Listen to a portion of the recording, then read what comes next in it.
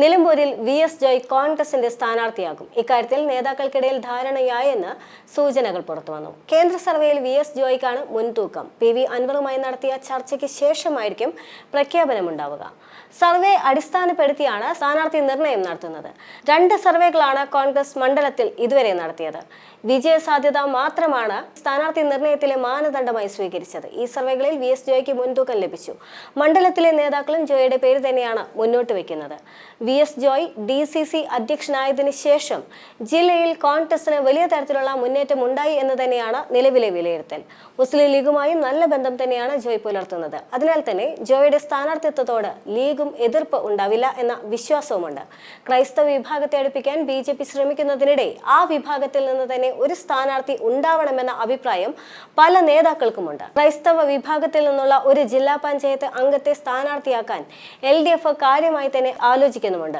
ഇതും ജോയ് എന്ന പേരിലേക്ക് എത്താൻ കോൺഗ്രസിനെ പ്രേരിപ്പിക്കുന്ന പ്രധാന ഘടകമായിരുന്നു. യുവാവായ നേതാവെന്നതും ജോയ്ക്ക് അനുകൂല ഘടകം തന്നെയാണ്. ഈ ആഴ്ച തെരഞ്ഞെടുപ്പ് തീയതി പ്രഖ്യാപിക്കാനുള്ള സാധ്യത ഏറെയാണ്. അതുകൊണ്ട് തന്നെ ഒറ്റ പേരിലേക്ക് വളരെ പെട്ടെന്നെത്താനാണ് കോൺഗ്രസ് ശ്രമിക്കുന്നത്. എന്നാൽ നിലമ്പൂരിൽ ഉപതെരഞ്ഞെടുപ്പിൽ മത്സരിക്കാനില്ലെന്ന സൂചന നൽകിക്കൊണ്ട് CPMന്റെ സംസ്ഥാന സെക്രട്ടേറിയറ്റ് അംഗമായ M. സ്വരാജ് കൂടി രംഗത്തെത്തിയിരുന്നു. മണ്ഡലത്തിന്റെ ചുമതല നൽകിയിട്ടുള്ള സ്വരാജ് മത്സരിക്കുമെന്ന അഭ്യൂഹങ്ങൾക്ക് ഇതോടെ വിരാമമാവുകയും ചെയ്തു. നിലമ്പൂരിലെ അനുകൂല സാഹചര്യമാണ് CPMനുള്ളത് എന്ന് പറഞ്ഞുകൊണ്ട് സ്വരാജ് പിന്മാറിയത് പരാജയഭീതിയും പാർട്ടിക്കുള്ളിലെ ചില നീക്കങ്ങളും മുന്നിൽ കണ്ടുകൊണ്ടാണ് എന്നും റിപ്പോർട്ടുകൾ ഉയർന്നിരുന്നു.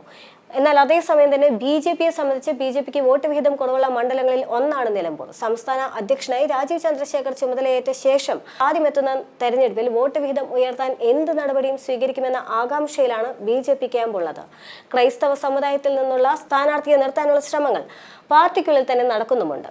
ഈ ശ്രമം നടപ്പായില്ലെങ്കിൽ BJP ഈസ്റ്റ് കമ്മിറ്റി അംഗമായ രശ്മിൽനാഥ്, മേഖലാ വൈസ് പ്രസിഡന്റായ അശോക് കുമാർ, കോഴിക്കോട് കോർപ്പറേഷൻ കൗൺസിലറും വയനാട് ലോക്സഭാ ഉപതെരഞ്ഞെടുപ്പിലെ NDA സ്ഥാനാർത്ഥിയായി രംഗത്തെത്തിയ നവ്യ ഹരിദാസ് എന്നീ പേരുകളെല്ലാം തന്നെ പരിഗണിക്കപ്പെടാനുള്ള സാധ്യതയുണ്ട്. മാത്രമല്ല ഷോൺ ജോർജിന്റെ പേര് കൂടി ഉയർന്നു കേട്ടിരുന്നു. മണ്ഡലത്തിലെ മുൻ MLA കൂടിയായ PV അൻവർ CPMന്റെ സംസ്ഥാന സമ്മേളനത്തോട് അനുബന്ധിച്ചാണ് ചില ആരോപണങ്ങൾ ഉന്നയിച്ചുകൊണ്ട് CPMൽ നിന്ന് കലാപക്കൊടി ഉയർത്തിയത്. ഇതിനിടയിൽ തന്നെ വളരെ നിഗൂഢമായി ചില മാറ്റങ്ങളും CPMന്റെ ഉൾപാർട്ടി രാഷ്ട്രീയത്തിൽ ഉണ്ടാവുകയും ചെയ്തിരുന്നു. മുതിർന്ന നേതാക്കളായ വിജയരാഘവൻ, MV ഗോവിന്ദൻ, P. ജയരാജൻ എന്നിവരുടെ പിന്തുണയോടെയാണ് അൻവർ പടപ്പുറപ്പാട് നടത്തിയതെന്ന ആരോപണവും ഇപ്പോഴും നിലനിൽക്കുകയാണ്. 30 വർഷത്തോളം ആര്യടൻ മുഹമ്മദ് ജയിച്ചിരുന്ന നിലമ്പൂർ മണ്ഡലത്തിൽ 2 തവണ അട്ടിമറി വിജയം നേടിയാണ് അൻവർ ഇടതു കേന്ദ്രങ്ങളിൽ താരമായത്. 2011 നിയമസഭാ തെരഞ്ഞെടുപ്പിൽ ഏറനാട് മണ്ഡലത്തിലെ ഔദ്യോഗിക ഇടത് സ്ഥാനാർത്ഥിയെ 4ാം സ്ഥാനത്തേക്ക് പിന്തള്ളിയാണ് അൻവർ ഇടത് ക്യാമ്പിന്റെ ശ്രദ്ധ പിടിച്ചുപറ്റിയത്. 2014 നിലമ്പൂർ പിടിക്കാൻ LDF അൻവറിനെ നിയോഗിക്കുകയും ചെയ്തു. 2021 വിജയം ആവർത്തിക്കുകയായിരുന്നു.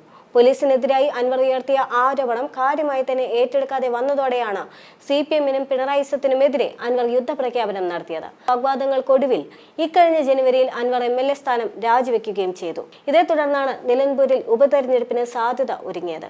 എന്നാൽ അതേസമയം തന്നെ CPMന് ഏറെ പ്രതീക്ഷയുണ്ടായിരുന്ന മണ്ഡലത്തിൽ നിന്ന് M. സ്വരാജ് പിന്മാറിയതോടെ ഒരർത്ഥത്തിൽ ഇടതുപക്ഷം വലിയ തരത്തിലുള്ള അങ്കലാപ്പിൽ തന്നെയാണ്. അതേസമയം തന്നെ വി.എസ്. ജോയ് കളത്തിലിറങ്ങുന്നതോടെ UDFന് പ്രതീക്ഷ വർദ്ധിക്കുകയും അൻവറിനെ സംബന്ധിച്ച് അൻവർ ആദ്യമേ തന്നെ ഉയർത്തിക്കാട്ടിയ പേരായതുകൊണ്ട് തന്നെ അൻവറിന്റെയും പൂർണ്ണ പിന്തുണയുണ്ടാകും എന്ന കാര്യത്തിൽ യാതൊരു തർക്കവുമില്ല.